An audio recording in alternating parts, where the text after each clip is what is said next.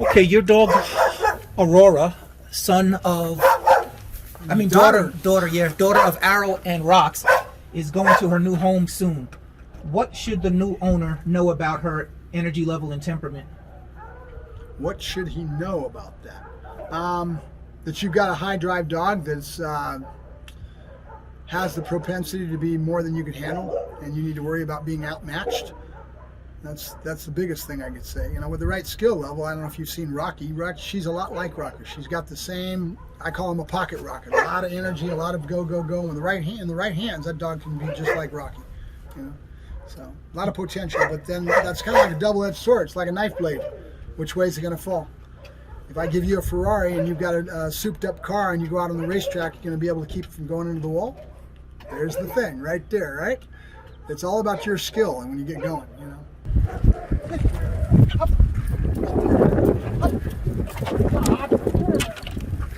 Through the window. Whoa.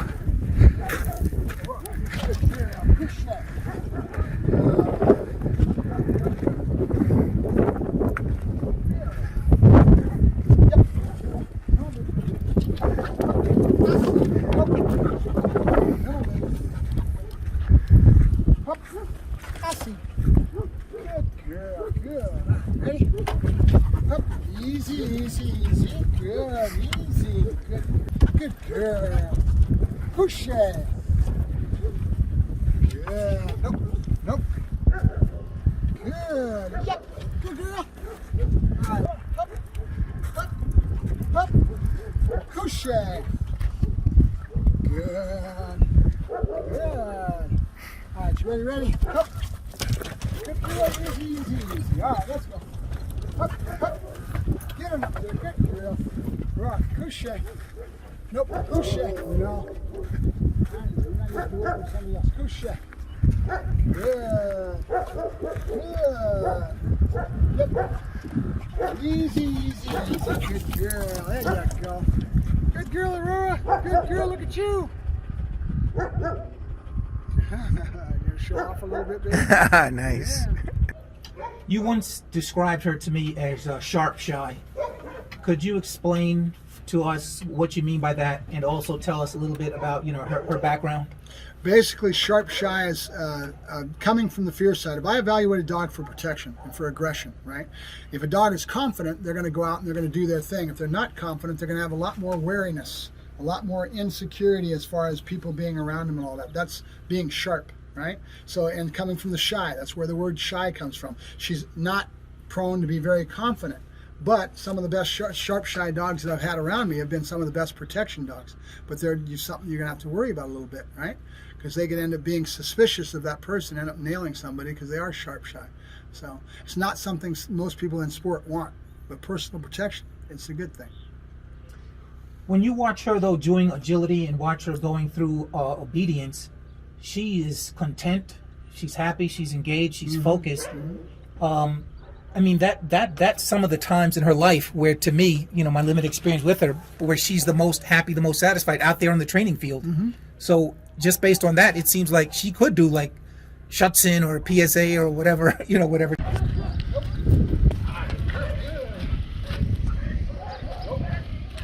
So this is Aurora, female, 7 months. Coming home with me at the end of February. Yeah. Push it. Awesome. Yes. Good. Yeah. Good. Yes.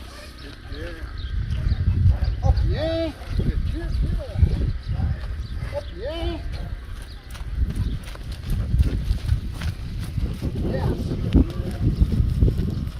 Yes. Good. Yes. Good girl. Push it. Bravo, Jay. Aurora. Good girl. Good. Good girl. Here. Yes. Good girl. Good. Good girl. Up, yeah. See how I step back with that left leg? Exactly what you want to do with your dog. Good. Stay. Here. Good. Good. That's my girl. Good. Aurora. Yes. Good girl. Yeah.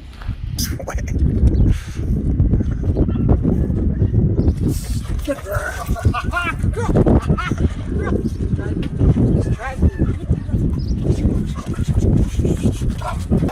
Okay, so my second part of that question was, could you tell us a little bit about Aurora's background? Well, Aero is her father, and we've already talked about Aero. And Rox was a bitch that I brought over from France to go with Aero, and kind of like bookending. So you look at the positive and the negative on any dog, you're going to be breeding, right? So I looked at the negatives in regards to him as far as his rank dominance and that side of him, and I brought over a bitch that would tone that down. So Rox is a lot more even-keeled, great temperament, and that's what the whole idea of bringing her over to breed with Aero was. Okay, so after she was born, how old was she when she went to her first home? Who? Aurora. Aurora, she's 8 weeks. 8 weeks old. Okay, she went right out of the litter. at Right? 8 weeks. Yep. And then eventually, she came back because the lady's primary complaint was She couldn't handle what she got, is what I look at. Right? Reality and truth, when the dog got back with all those negative behaviors, that was more the case than anything that I've seen. Right? So You have told me many times that the Dutch Shepherd is not for everyone. It's not every man's dog. So my next question, I don't mean this as a criticism. Please understand that I'm seeking knowledge and looking to pass on some insight. What was it in your evaluation of that owner? Like, how was she able to get past your screening process and convince you that, hey, I'm up to the challenge? basically, she said she had a lot of experience with horses. If you've been around anybody that's been a trainer of horses and has training experience with horses, they usually have a higher caliber of knowledge than even dog people. Because if they can train a horse, it's not too hard to train a dog. A horse has two different sides of their brain. Everything you do, you got to do right side, then left side. It's very tough. And the horse is a totally different animal. So she impressed upon me the fact that she had knowledge and experience with horses. And so that was why I thought she could go ahead and handle the animal. Her biggest mistake, she didn't stay in contact with me at all. She went up and wherever she went, she disappeared. She didn't call me. She didn't ask for any help. She didn't voice some problems at all. She didn't give me any feedback. I couldn't help her if she doesn't call me and talk to me. Right? So that was the biggest mistake she made. Then when she came back, the dog had all these negative behaviors. Can you foresee a day in her future, given the fact that, she missed certain developmental windows? Yourself and Michael Ellis is fond of talking about, critical developmental stages. So she obviously missed some. She appears to be a dog that was, under socialized and whatever.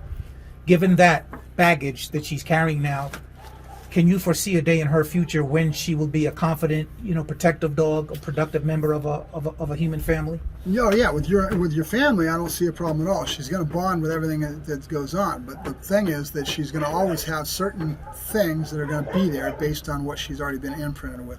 So that little shyness, that little apprehension of people and stuff is probably always going to be there to a certain degree, right? So you see it going away with the conditioning I've already done with her. I'm getting her to go into people. I'm saying free hunt. She's going in for the food. You can sense her apprehension when she's doing that, but she's still doing it. There's your baseboard to be able to work with, right? Okay, you seem to be very fond of importing dogs from Europe. Why so? As opposed to aren't there any good domestic breeders that you respect or whatever? Where you could find the same qualities? There are, but they're not the same. The bottom line is, and if you talk to other people that know their stuff, there's one well-known police dog trainer that's been going over there since the 70s, and I've talked to him numerous times. He was I knew him well enough to be able to talk to him and have some good conversations. The biggest thing he told me that he had the edge on other people was that he knew what bloodlines were what, and the depth of the bloodlines over in Europe are a lot deeper than ours. See what I'm saying? They go back so many hundreds of years, right? A couple hundred years. There's a lot of them. The German Shepherd come from Germany. The Malinois are bred over there. The Dutch Shepherds are bred over there. These are where these dogs are coming from. Their depth in the bloodlines, their depth in that is why they can beat us and their dogs. That's why I go to Europe. Interesting. So, Rox, for example, that you imported from France, does she have like a BRN number or whatever it is? She's got a BRN. And stuff like that? So you know her genealogy and all of that? Good, because I'm going to look that up. Well, the other most important thing was I'm trusting the breeder that's over there that knows his bloodlines. Think about it. The countries over there are so small, and when they get into something like dog sports, they all know each other. They know their bloodlines. They know all of that because it's a lot less of a pool over there, right? but there's a lot more depth in those bloodlines. And America can't compete with that depth in genetics. They just can't compete at this point. We're getting a lot better, but there's just no depth in it. Do you have a personal dog? Do I have a And personal it better dog? not tell me a Boston Terrier is inside the house. No, No, a please. personal dog is Joker. He stays in my house. Okay. My Malinois, right? Right. All right, ready? Yeah. Was he Joker's my import? first- Was he an import also? No, Joker actually came from what the same person that we got Aero from Okay. is the one that got me Joker. The dog broker. And, yeah, but a lot of times what I'll do is, because I know what's going on enough in the dog world, is I don't care about papers as much. I do care about knowing where the dogs come from and what their genetics are in a general sense, but I don't need to have papers to prove that to me. So if I have somebody like him that I trust and everything, this dog came from some genetics that go all the way back to Ivan Balabanov's dogs, right? And a couple of his dogs. But he has one dog that he sold to a guy in Mexico by the name of Cartouche. If you look him up on YouTube, you can find him. And that dog was a beautiful dog. I wanted one of his dogs. So I went to, when I was going to get back into the dog training field again after being out of it for a few years, I wanted a very good dog. So I went to Ivan first, and he bred a litter, and he only got one male and 2 females. So it was a very small litter, and I wanted the male. So I got nixed out because I was late on the list. So I didn't get the male I wanted. So I got my refund back from Ivan, and I started shopping, and I found a breeder that was in New Mexico breeding police dogs. And that dog was a hell of a dog. I've since sold the dog as an executive protection dog, but hell of a dog. So that was kind of what got me into the Malinois. The breeder in New Mexico, is that the one that won't release a dog till it's 4 months old? 16 months, excuse me, yes. Okay. That is so you know who we're talking about. Yes. Yeah. Yeah. She won't release them again. She's right, because now that I've dealt with letting that last litter go at 8 weeks of age, I see problems. Why? Because most people can't handle that early development stage. She wants to keep the dogs for longer so that she gets them through that development stage. She makes sure that they're secure to go to somebody that may not have the experience, right? When I first visited that website, the way I took it is they want to hold back and see which ones are the best. That's possible You know? too. That's possible too. But they also want to make sure that the dogs are not going to be screwed up. And that's what I learned from this last litter I sold. I've actually been thinking about it. Do I want to keep the dogs to 16 weeks of age instead of 8 weeks, right? Because now I know they're going to get through that critical development period. I'm not going to have the problem that I had with Aurora, you know? Yeah, well, I think that's great if you're going to do imprinting in the puppies and not just let them, stay in the kennel and stuff like that, like some breeders do. Well, I'll give you a good example. I should say, I keep saying my girlfriend, but she's really my ex, but I'm still here on property. But she's been breeding shepherds for 30 years. And so one of the things that you find out from her breeding is that she knows that if she has working dogs, like what I'm trying to breed with my Dutch Shepherds, that a lot of times most people can't handle that drive state. They think they know what they want because they're watching YouTube videos and they're checking all this stuff, but their perspective is skewed because they only have a very limited perspective of what they're seeing in YouTube. They have no experience. They haven't been doing it. They're only seeing what they see on YouTube. What do you see on YouTube? Me out there showing off with my fancy dogs doing all this fancy work. But you have real experience in what that really means when you get a dog like that. And most people are outclassed by that. Most people go to work, they're busy all the time, they don't have the time and the energy for their animals, and that causes a problem, right? So they don't have the knowledge and they think they know what they want. And they say, yeah, I want that too, but it's really, they have no clue. And so they're overmatched. So she gets, not a lot, but she gets some kickbacks from the working dogs.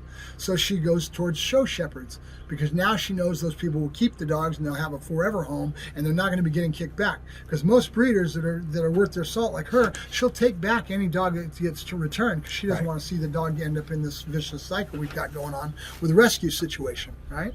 So it's the same thing that I want to be honest about with my customers. I'll take the dog back. I don't want to because most of the time you're going to get a problem like with Aurora that's going to get kicked back with problems that the person has caused, right? And now I'm saddled with having to take that dog back. So there's kind of a scale. It's going to, do I want to go out and start breeding for dogs that are more pet quality so the general public can have that dog? No, because I don't agree with that. I want a dog that works.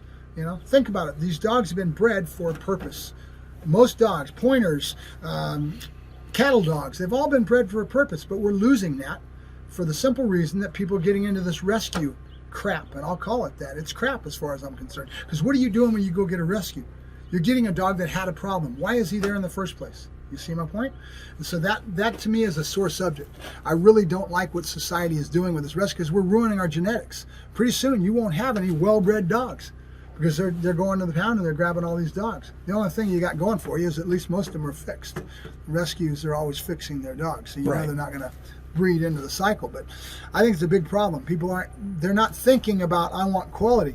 Go out to a good breeder that's breeding for good quality and you're going to get a good dog, instead of going out and trying to save a dog from a rescue situation, because most of the time you're going to end up with a problem that you've got to try to fix, or you're never going to be able to fix, and you've got to live with.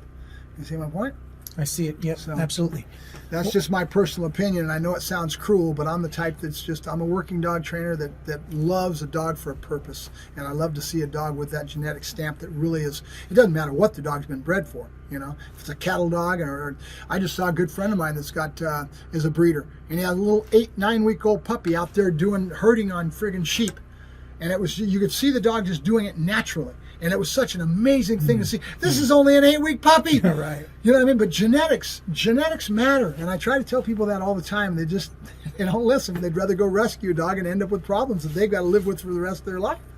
You know, it's admirable in its own way, but it doesn't need to be that way if you'd start just weeding out the bad and keep the good, you know? Gotcha. So, thanks. Anything else you want us to know about you and the operation here or anything? Not really. I've been training dogs since I was 12. I've been doing it for a lot of years, and I'm not really all into the sport or believing in papers all that much. You know, I always like to tell my customers when I'm dealing with protection dogs, you're going to have the bad guy come to your front door, you're going to run to the drawer and pull out the papers and show it to him? I don't think it's going to matter. You know what I'm saying? Right. So either I judge the dog on the ground, you know, and I do want to know his genetics. I want to know his past. I want to know where the animal comes from. But I don't need that papers to tell me that. I can judge that animal that I'm judging on the ground. What is he giving me? Because so many things are variable.